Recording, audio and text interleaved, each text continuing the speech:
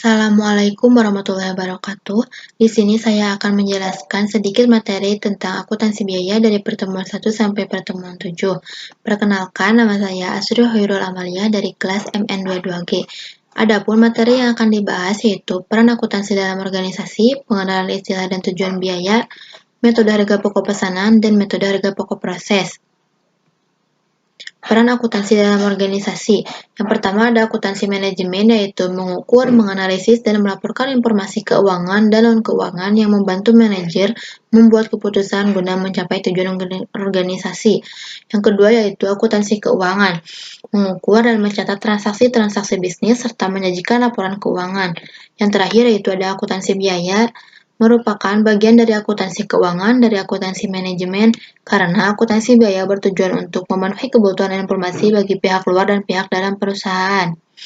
Peran akuntansi biaya dalam organisasi, menentukan biaya produksi. Akuntansi biaya membantu organisasi dalam menentukan biaya produksi produk atau jasa yang ditawarkan.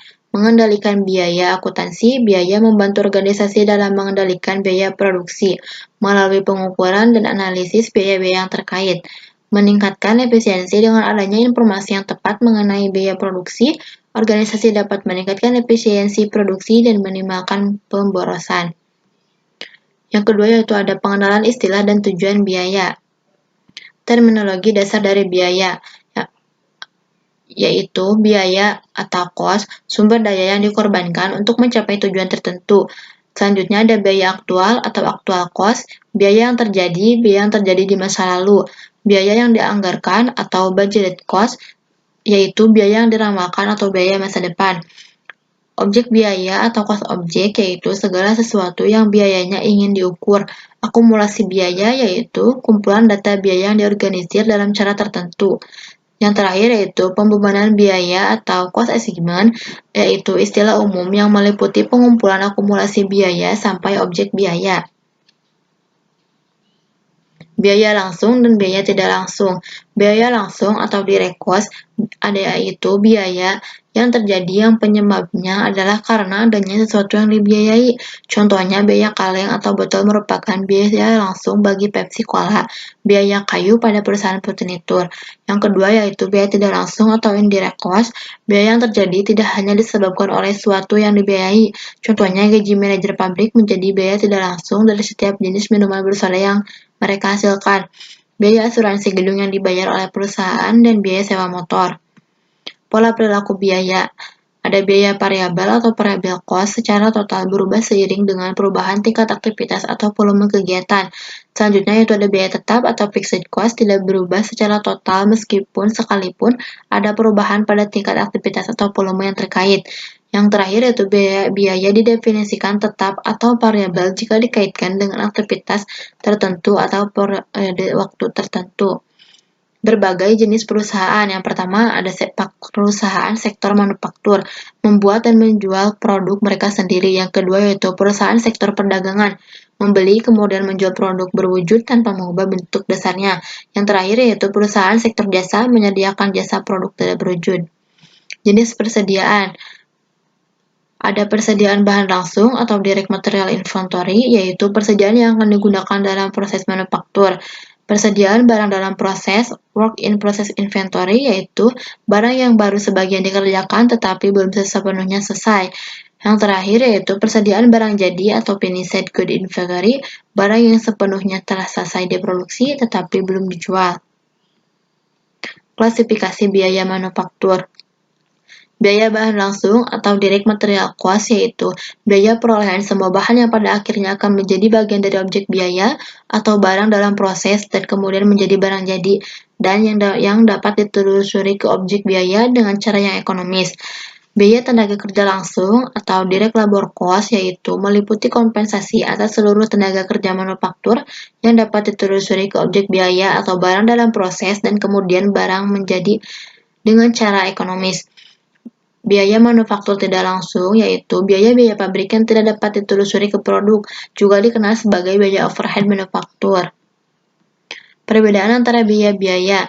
Biaya persediaan atau inventoriable cost yaitu semua biaya produk yang dianggap sebagai aktif pada neraca ketika terjadi dan selanjutnya menjadi harga pokok penjualan ketika produk itu dijual, ada di neraca ketika belum terjual atau di persediaan, dan di laba rugi jika terjual. Biaya periode atau period cost yaitu semua biaya yang dicantumkan pada laporan laba rugi selain harga pokok penjualan. Selanjutnya yaitu ada metode harga pokok pesanan. Harga pokok pesanan, perhitungan HPP berdasarkan alokasi biaya yang dibebankan pada masing-masing pesanan pekerjaan atau order. Full costing adalah metode penentuan harga pokok produk dengan memasukkan seluruh komponen biaya produksi sebagai unsur harga pokok, yang meliputi biaya bahan baku, biaya tenaga kerja langsung, biaya overhead pabrik variabel, dan biaya overhead pabrik tetap. Sistem biaya pesanan biasa digunakan dalam percetakan, laundry, konsultan pemasaran, atau akuntan publik. Karakteristik usaha perusahaan yang produksinya berdasarkan pesanan. Proses pengolahan produksi terjadi secara terputus-putus. Produk dihasilkan sesuai dengan spesifikasi yang ditentukan oleh pemesan. Produksi ditunjukkan untuk memenuhi pesanan, bukan untuk persediaan di gudang. Karakteristik harga pokok pesanan. 1. Setiap jenis produk perlu dihitung harga pokok produksinya secara individual. 2. Biaya produksi langsung terdiri dari biaya bahan baku dan biaya tenaga kerja langsung. 3. Biaya produksi langsung diperhitungkan sebagai harga pokok produksi pesanan. 4. Harga pokok produksi per unit dihitung secara manfaat informasi harga pokok produksi per pesanan. 1. Menentukan harga jual yang akan dibebankan ke pemesan. 2. Mempertimbangkan penerimaan atau penolakan pesanan. 3. Memantau realisasi biaya produksi. 4. Menghitung laba rugi tiap pesanan. 5. Menentukan harga pokok persediaan produk jadi dan produk dalam proses yang disajikan dalam neraca. Metode harga pokok proses. Metode harga pokok proses atau proses costing yaitu metode pengumpulan biaya yang digunakan oleh perusahaan yang memproduksi suatu produk secara massal sehingga proses produksi dilakukan tanpa menunggu adanya pesanan dari pembeli. Di dalam metode ini, biaya produksi persatuan dihitung dengan cara membagi total biaya produksi dalam periode tertentu dengan jumlah satuan produk yang dihasilkan dari proses tersebut selama jangka waktu yang bersangkutan.